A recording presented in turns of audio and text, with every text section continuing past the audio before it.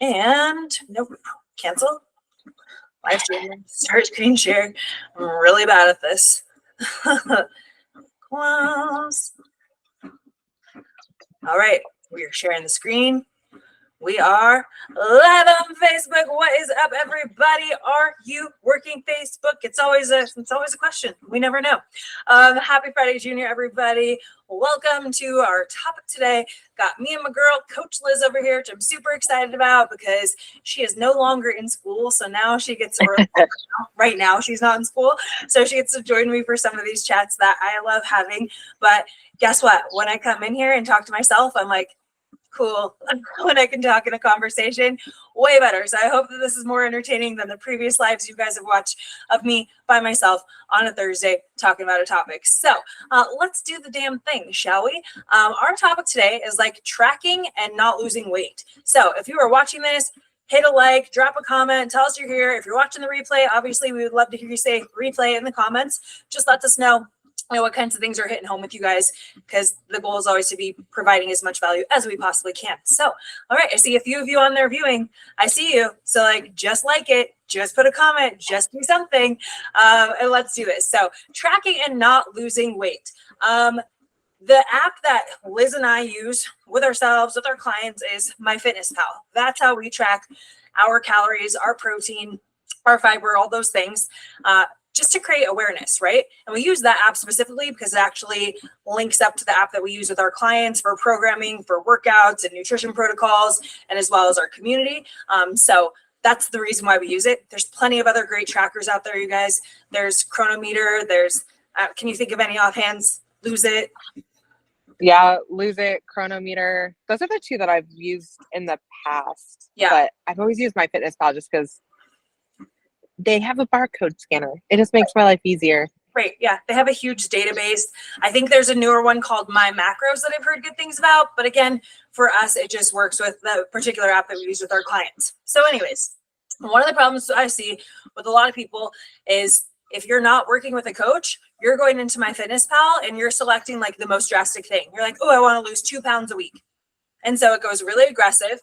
And so these people end up just eating like dog shit calories and you're starving. Like nobody wants to survive off of 1,200 calories when you're trying to lose weight. It's just not realistic. And again, it's just don't go with what the app says. The app is totally wrong. So we'll go into talking about other ways that you could potentially find what your calories should look like and whatnot. But right now, I just want to talk about the fact that if you go off of the app's calculations, you're probably going to be in a tight spot really quick. Like you're probably going to stall out on your progress. And then like, you're going to be pissed off. And where do I go from here? And that's not the goal. That's how people get so frustrated with tracking, because they're like, well, what do I do now? How do I change it? Well, this is why we work with clients one-on-one, so we can support them through those adjustments, because I'm sorry, but a human with the connection who actually understands you and your needs and stuff is always going to be smarter with you and listening to you and your concerns and the valid objections that would come up and whatnot, compared to technology.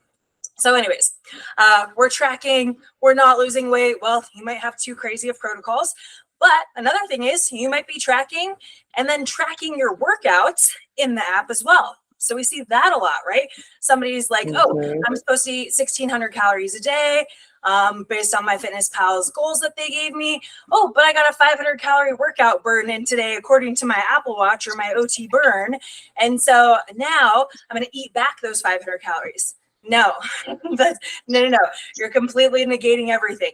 Again, if you're working with a coach or if you're using a proper like calculation tool to give you your macros, like tdeecalculator.net, then that should be taking into account your activity level based on day-to-day movement and as well as your workouts. So do not eat back the calories that you burned. If you have that feature turned on in MyFitnessPal, then you need to turn it off. Okay. So those are a couple things right off the bat. Liz, what do you got to say? I think so with like the fitness and stuff and like how like their activity, one, the range of how many calories you're actually burning is complete BS. And the fact, like, I wish that those weren't a thing. Like, I love that it gives people encouragement and stuff to like do the work, but they're overestimating how hard they're working. Or when you go in, like, I use the TDEE calculator, and we aren't as active as we think we are. Nope. The majority of the people, you guys sit down all day long. You like, how hard are you truly pushing those workouts? Like it varies. So I feel like people just overestimate how hard they truly are working. And so it gives them more calories. And guess what? The scale's doing the exact opposite that you want it to do. Yeah. Yeah.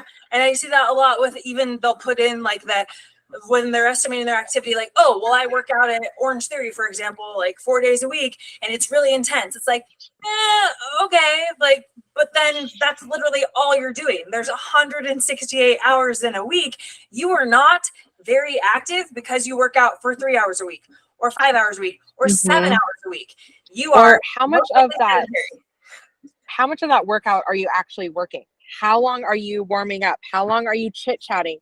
Are you able to like have solid conversations between your workouts? How much are you actually lifting? And like, I think my biggest thing is like, okay, is your weights as heavy as your purse, or are they lighter than your purse? Are your kids, things like that? And I'm like, okay, then you weren't. That's why I love like watching videos of people, of like my clients when they send me form videos. I'm all, yeah, no, or yeah, girl, get it.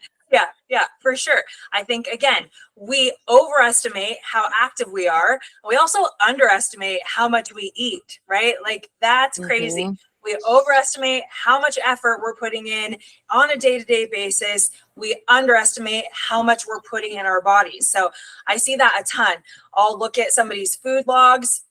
I'll go to be like, okay, this looks kind of random. Like, they'll put in random ingredients and stuff. For instance, I had a client who went out to a restaurant, tracked. Well, so this is how I figured out that she was at a restaurant, because I'm like, okay, you put in like, we'll just call it I don't know, a burger patty from someplace, whatever. Long story short, she had tracked a bun, like a hamburger bun, and it was like a 140 calorie bun or something, like a Sara Lee that you would get at the grocery store. And I was like, girl, you went out to eat. That thing has butter and oil on it. They toast it up like on the griddle and stuff. And they're not using this tiny little hamburger bun that you're buying in the 8-pack for your Sunday barbecue. They're using these like 300 calorie buns. They're big. Then they also are adding the butter and oil. So like, that's one of the big things that we see throwing people off too. You're going out to eat too much, so you're estimating, you're guessing. Those numbers will throw you out of a deficit quicker than anything else.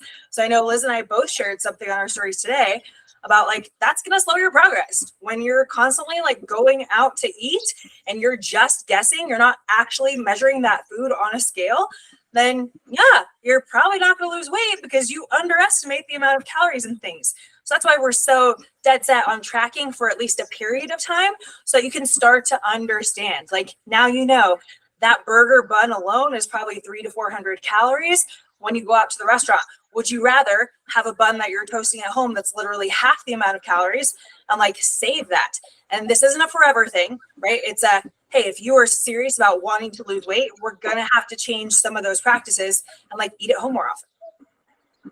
And I was gonna reshare one of like my old posts that I made a while ago about like how much money I save like when I eat from home.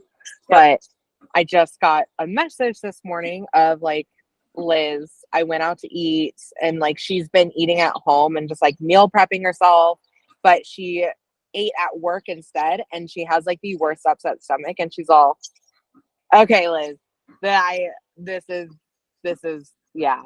And it's crazy. And that's a conversation I've been having with people a lot lately who have been pretty diligent about like getting into this flow, whatever it is. These past couple of months, I feel like with weather getting nicer and us going more towards summer and stuff, people are being a little bit more diligent about like tracking and stuff, because we're not cold. We're not seeking that comfort from like all these comfort foods because we can't control the weather and everything. I feel like people have been better about eating at home, like grilling out and stuff like that. And then when I have somebody, just like you said, they go out to eat and they're like, okay, not only was I saving money, I was making better progress and I felt good. And I went out to eat for one meal and it's like, oh, that just doesn't agree with my body anymore. I never used to understand like what that meant with people. where there's like, oh, this food doesn't agree with me. Well, now that I like have such a more cleaned up, if you will, diet, like I do understand my body reacts negatively. All of a sudden you're having different digestion, different BMs, just different like feeling in your stomach, or you notice like even more bloat and expansion. So those are things to be aware of, and tracking helps. Oh yeah. Well, even cravings, like Totally. when you're not eating nutrient dense food, and I know I drive people nuts with saying like, no, like eat your damn nutrients. Like our bodies are so smart and dumb at the same time. Like when we need nutrients, but we're feeding it crap, you are always gonna be hungry. This is why people that are like, I don't get it. Like I'm never satiated. Like I eat all of these calories, blah, blah, blah. I'm like, well, it's not nutrient dense. Your body is legitimately craving nutrients so it can function. Yep. And so it's going to have you craving salty, whatever it is, because it wants food, because you're not feeding it real food. Mm-hmm. So it's smart and dumb all at the same time. Totally. Well, I'm sure you've seen those like memes or whatever, or even posts and stuff on social media float around where it's like, oh, if you're craving chocolate, it means your body's deficient in like this micronutrient or whatever. And it's like, if you're having cravings, period, it's likely because you're having a little bit too much of the bullshit, like the overly processed stuff, and you're just having too little of like the real whole foods. So I don't want people to get hung up in that, like, oh, I saw this thing that said I'm craving chocolate, I should eat almonds. No, if you're craving something, anything, don't get specific about what you replace that craving with. Just replace it with something that is more like a whole food. Or oftentimes it's water, right? You're dehydrated, or your electrolyte balance is off. And so you need some salt, some magnesium, some potassium. Again, your body is always talking to you. It's just a matter of you picking up on it and you not choosing to like pacify it with like, oh, I have a craving, I'm going to immediately give into that craving. What's something else more optimal you could sub it with? So. Yep. Okay. So the other piece I want to talk about, you're tracking and you're not losing weight. Are you supposed to be losing weight? We have this so often. We're like, okay, cool. We need you like gathering your data. We're tracking your targets. We've told them the game plan of like, hey, we're going to go into this like metabolic restoration phase. We want to find your maintenance. We want to have you eating as many calories as possible so that we can see your weight maintain. And then once we get to that place, we're like, okay, cool. We got you up to, for example, when I did my reverse initially with my coach, 2,400 calories. Okay, I held on to that 2,400 as long as I could with minimal fluctuation on the scale. Keep in mind, everybody, maintenance weight is usually a range of like 5 to 7 pounds. So I was fluctuating in that exact space over the course of 9 months while slowly bringing my calories up to 2,400. I'm bringing my calories up. I'm tracking my food. I'm not losing weight. This happens with our clients all the time. They're like, I'm bringing up my calories. I'm doing everything you said. I'm tracking the food. Yeah, you're not in a weight loss phase. Like, that's not the goal here. Some people are hyper responders. They go into a reverse diet. And let's say, for instance, they start off at 1,500 calories, or they say they start off at 1,500 calories, and we slowly bring their calories up to like 2,000 calories a day. Some people will hyper respond and actually lose weight during this period, not because all of a sudden eating more food made them lose weight. Like, that's not how it works. It's energy in, energy out, right? The law of thermodynamics does not support you eating more food and just losing weight. If you eat more food, common knowledge says you're going to gain weight, right? But what we see when people come to us eating 1,500 calories, we're like, okay, cool. Let's try bumping you to 1,600. Okay, up, get to 2,000. Oftentimes, they weren't actually eating 1,500 calories. They were tracking 1,500 calories, or they were guessing they were hitting 1,500 calories, or they were hitting 1,500 calories Monday through Friday midday, then it's happy hour, then we're not tracking all weekend, and we were blowing up those calories, and we're eating way more than the 1,500 per day on average. So when we allow you to actually, hey, we're going to track the food, but we're going to increase your calories, you think you're eating more food and losing weight, but really, no, you're just consistently hitting that calorie target, which is actually putting you in a deficit, because maybe on average previously you were eating 2,500 calories a day on average. And now we're actually only having you eat 1,600, 1,700, 1,800, bringing you up to that 2,000. And that is a calorie deficit. you again thought you were eating 1,500. In fact, you were averaging 2,500. So it seems like eating 2,000 made you lose weight, and that you were eating more food. Well, 2,000 did make you lose weight because you're actually eating less food. Okay, what do you have to say about that, Liz? Exactly that. And especially like in the beginning where I have people are like, oh my gosh, I'm only eating like 1,600 calories. Well, okay, we're changing a lot in your diet in this first week. Like you're eating at home now, you're eating fruits and vegetables, you're eating lean proteins. You're not going out to Mickey D's or Taco Smell every other meal. And now you're tracking every little thing as well. Like you're tracking your sauces, you're tracking your coffee, things like that. Which I think throws a lot of people off is that they don't track their liquids and they think, oh my gosh, like 3 Starbucks a day, what are you talking about? And I'm all, yeah, 3 Starbucks a day. You wonder why you gained 20 pounds in the last 6 months is because you keep drinking Starbucks. I don't care if it's the low fat, whatever it may be, like that's why. And, you know, they're like, oh my gosh, I'm eating so much food. Well, because you're eating more voluminous food. You're eating less calories, but you're eating more volume. So yes, you're going to be really freaking full. So yeah, that's normally what I see a lot. And it happened to me too in the very beginning. And it happens to me when I fall into like oh, I'm in maintenance or I'm in like a surplus, because I'll go into a surplus. Like I did like a year ago, I was in a surplus. And so I got to eat more calorically dense food. And so when I went back to eating more micronutrient dense food, not that I ever stopped, but I had to slow down on the calorie dense, that was hard. And I felt super full all the time. And it's just from switching my quality of food up. 100%. And that's the thing, guys. Like, think about it. You have a 200 calorie granola bar. Okay. 200 calorie granola bar. You've heard granola is healthy. I don't know why we grew up with that being like a healthy food. You down that in like 2 seconds and then you're still hungry, right? Like I've never heard of anybody who's like, oh my God, I'm so full off that effing granola bar.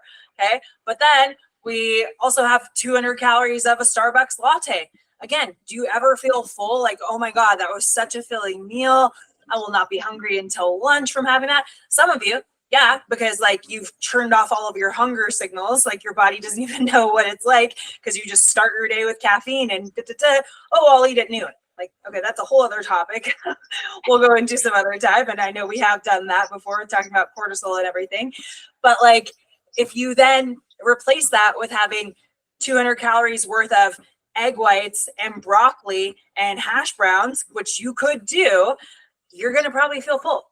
I'm not super full off of 200 calories of any food probably, but you would notice a difference that 200 calories of like could fill your plate volume of food versus this granola bar that is like the size of, I don't know, 3 fingers maybe. So yeah, just thinking about it. It makes sense, right? More volume of food takes up more space in your stomach, less volume, same amount of calories. Your body's like, okay, I'm still hungry. Like that didn't take up any space. So, okay, cool. So, what are the things that we typically like people to be tracking that help them to stay fuller for longer, right? Because that's the big deal here is like, if you're tracking and you're not losing weight, well, likely it's any of these reasons. You're not tracking accurately, or you're tracking just crazy numbers, or you're guesstimating or something. But for us, we want to be able to help our clients track so that they can create the awareness. But then when they go into the fat loss phase and they really should be losing weight, the big things that we look at for them to be tracking would be their overall calories. Of course, you guys, calories are king.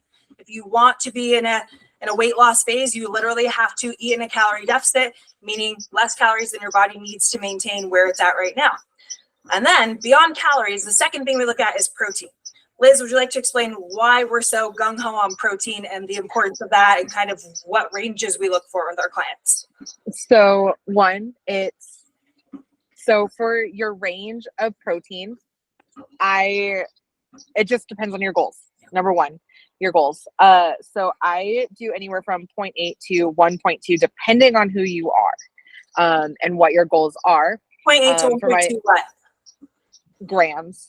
Per what? Or pounds. Okay. Of lean body mass, I should say. Because I don't do, and again, it just depends. If you have more than 30-ish, 40-ish pounds to lose, guess what?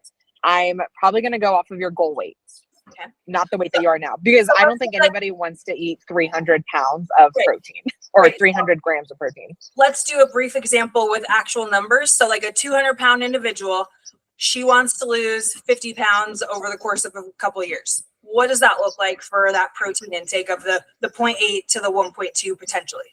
So that would be, if we're doing 0.8 and you want to lose 50 pounds, you're going to be at 120 grams of protein. Minimum. 150. Yes. If you want to be 150 pounds and we do 1 gram of protein, it's 150 grams. If you are, 150 pounds, oh my gosh, that was wrong. See, we're doing real life here, guys. So that would be 180 if we were doing 1.2 grams of protein. But again, it just depends. It depends on how hard you're working. It depends on if you're a person that just freaking loves protein. Yeah. So it changes based on who you are, what you have going on. Sometimes I have people in a lower amount if they have like any autoimmune diseases or anything. I tend to give you a little bit more carbs. If you have a thyroid problem, guess what? You get more carbs because your liver needs it for your T3 and your T4. So it just depends on who you are and what your goals are, but try starting at your goal weight, doing 0.8 grams per goal weight. Okay. Goal weight. So that'll be 120. That's normally a good enough range because you're above 100. So the reasons why I have you eating so much: 1, maintaining your muscle mass; 2, it's freaking satiating. And please try eating it. Don't try drinking it, because the chewing, your digestion, and our body's creating leptin, which is our hormone in our body that tells us, yo, girlfriend, you're full. You don't need to eat more. Starts with chewing your food. So if you're drinking anything, guess what? You're not going to produce leptin. So sorry. Those protein drinks, guess what? That's why you're not full. Yes, your body will process it, but you're not going to feel full. So it's satiating. It's going to leave you fuller for longer, not just, you eat a granola bar. Guess what? You're hungry 30 minutes later. Protein, you're still digesting that for a few hours after. So that's a huge reason why. So maintaining muscle and I'll stay full. Yeah. Yeah. And, she was talking about like, you're still digesting it. You guys, compared to carbs and fats, your body actually burns more calories trying to process and digest the protein compared to those two things. I'm not even going to pretend that I remember those numbers offhand. And it's not like that's like the big deal in the grand scheme of things. It's very minute. Like it's not this big thing where we're like, oh, if we're going to bump you up to 300 grams of protein a day so that you burn a ton more calories while you're digesting that, when really your goal only needs to be like half of that. It's no, we're just trying to make sure that you're getting the protein in your diet for all those various reasons that Liz just listed. So yeah, super important, you guys. And I know that for me, that's the biggest issue I see with myself and others is when you go into a deficit, you guys, when you're literally trying to lose weight, you're gonna feel hungry. Nobody goes through a deficit for however long they're doing it and never feels hungry. You're going to. So it's learning how controlled to starvation. Yes, exactly. Yeah, that's why it's hard, especially when we have people that come in and they don't want to track, or that relationship with tracking. That's not the best time normally to lose weight. Yeah. It's a good time to listen to your hunger cues and figure out when you're full, but you're not going to see major progress and stuff. And I see that a lot. People see like when we post like wins of, oh my gosh, like look at, they've lost 15 pounds or whatever. And I'm all, yeah, but you're not, it's uncomfortable being hungry. Totally. I'm in a deficit right now and I hate being hungry, and I'm hungry and I'm all, yeah. And also it means I got to give up some carbs. So the way that I do it, and I'm encouraging people to do, and I have been, is fill up like how many meals you want to do, fill it up with your protein, then because they have a certain goal, divide that up between however many meals. So if it's 4, 5, 3, whatever, then take, and legitimately, I've been encouraging this just because I'm doing it, is 800 grams of fruits and vegetables. And that way I feel like I know that they got in the amount of fruits and vegetables and micronutrients that they need. So then fill in that. And then it's crazy to realize how little or how much carbs you can have and how much fat you can have with the rest of your calories. And that way we know you're going to be full. Yeah. Yeah. Okay. So I want to ask you this. You're doing your 800 grams of fruits and veggies. Do you count things like cauliflower gnocchi, cauliflower pizza crust? No. Do you count like the naked juices where it's like a smoothie protein shake? Absolutely not. No, you guys, those are so those different. have added stuff into it. So the way that I eat, it's ingredients. So like even when I make my tomato sauce, I don't do it from a can. I honestly roast my tomatoes, and I don't normally track that as like my vegetable. Right. My vegetables are, and I weigh everything raw. So that's another thing that I think people have a little hiccup on in their tracking is like one day everything's raw, one day everything's cooked, one day is this, and I'm all okay, stick to one. Yeah. Keep it that way. So like your meat, if you cook it all at once, weigh it that way always. Don't be like, oh, today I'm gonna weigh my meat raw, tomorrow or for breakfast I'm gonna do everything raw, and for lunch I'm gonna do everything cooked. Yeah. Don't do that. Keep it That's a huge difference. Oh yeah. So I just wanted to bring that to your attention, you guys, because just like we've been tricked to thinking that like a granola bar is quote unquote healthy. Okay, whatever. There's nothing inherently wrong with a granola bar, but like if I'm gonna waste 200 calories on like a little bar or something, I'd probably rather just go have a candy bar. Like whatever. It's probably about the same amount of sugar and carbs anyways.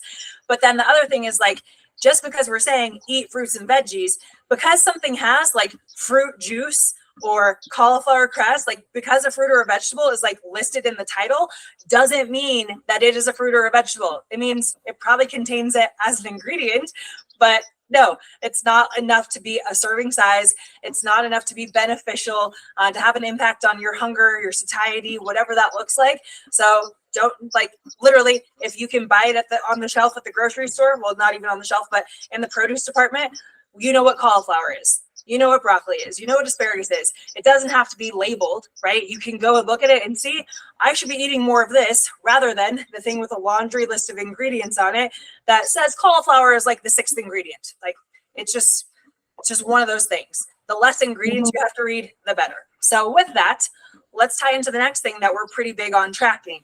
Yes, you talked about 5+ cups of fruits and veggies. You talked about 800 grams of fruits and veggies. We track fiber, you guys. So fiber, the calculation that I'm most familiar with is like you want to aim for about 14 grams per 1,000 calories of your diet. So if you're aiming for like a 2,000 calorie a day calorie intake, you should be aiming for about 28 grams of fiber. I will say most of our clients, the lowest I bring anybody down usually is 20 grams. And that's because their calories are like really low. And we're just like, we're going to hope you can hit at least that 20 and still have a little bit of like fitting some other fun things in, I suppose. But 25 is usually the standard protocol for at least our female clients, or at least mine. I'm sorry, I shouldn't speak for Liz. So Liz, chat about fiber. What do we need to know? I have so much about fiber. One, fiber, good for preventing cancer, in case anybody was wondering, because fiber cleans out your colon. And it's crazy the amount of people that I've been seeing lately with colorectal cancer. And they're like around our age, Crystal. Yeah. And it's crazy. And you look at their diet and it's not micronutrient dense. It doesn't contain fiber. So fiber helps with clearing out our colon, sloughing off all those dead cells, and we excrete it. So that helps with digestion, all that good stuff.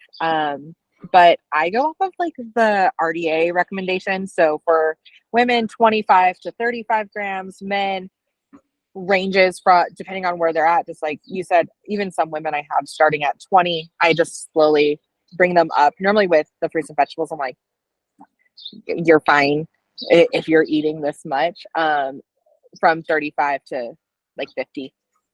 Yeah. So that's normally what I do. And also just helps you feel full.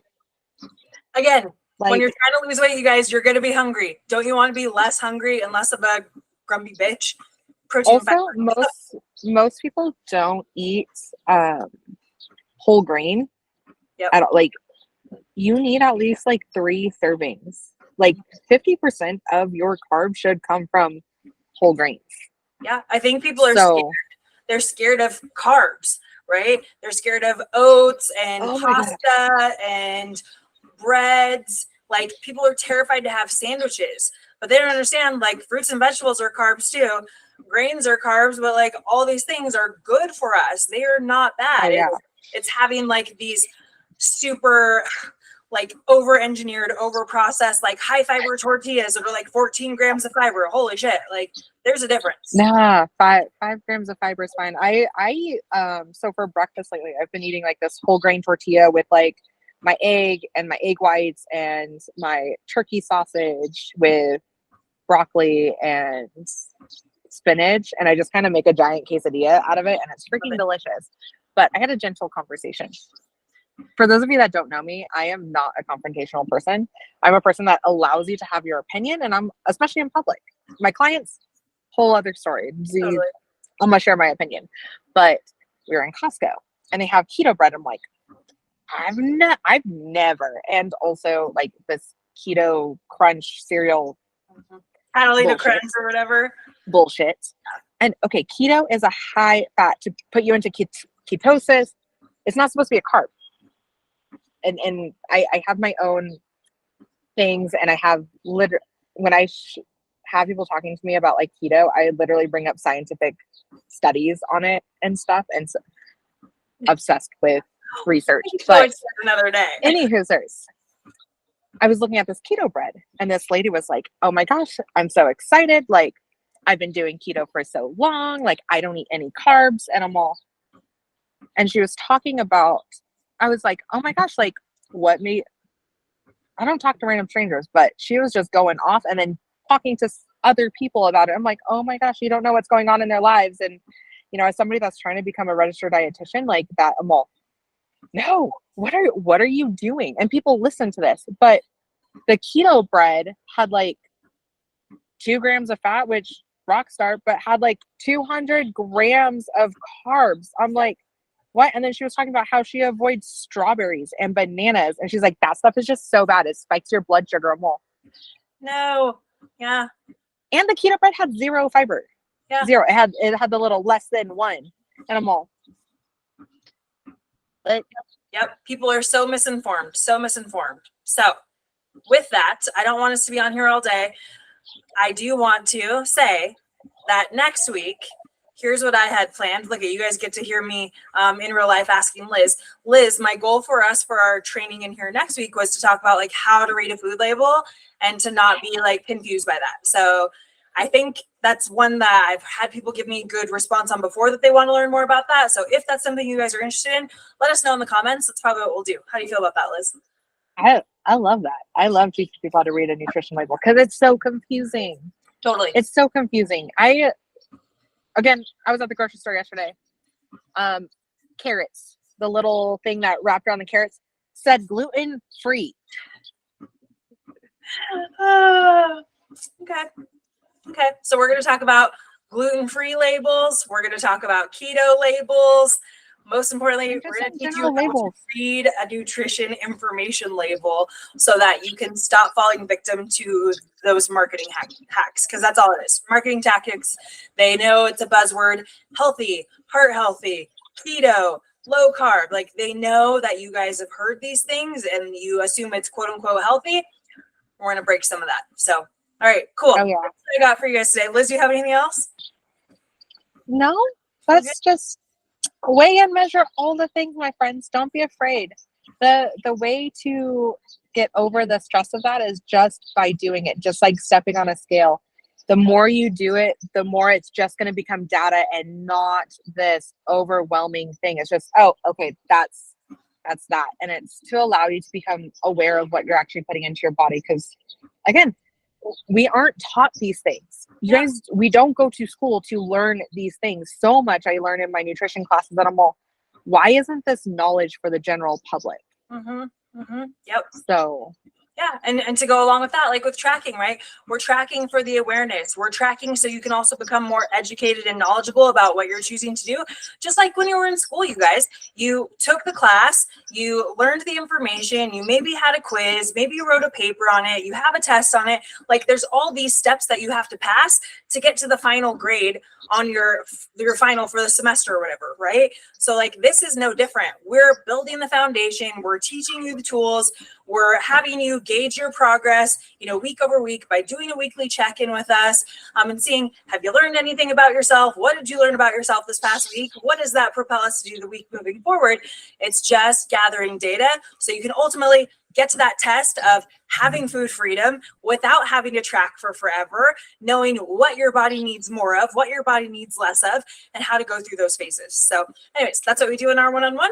And yeah, that's plenty. We don't need to be on here all day because I know we could do it all day, right? So I hope you guys have an amazing rest of your Friday Junior. Again, if you're interested in that training next week, drop it in the comments, and we'll talk to you soon. Bye. Bye.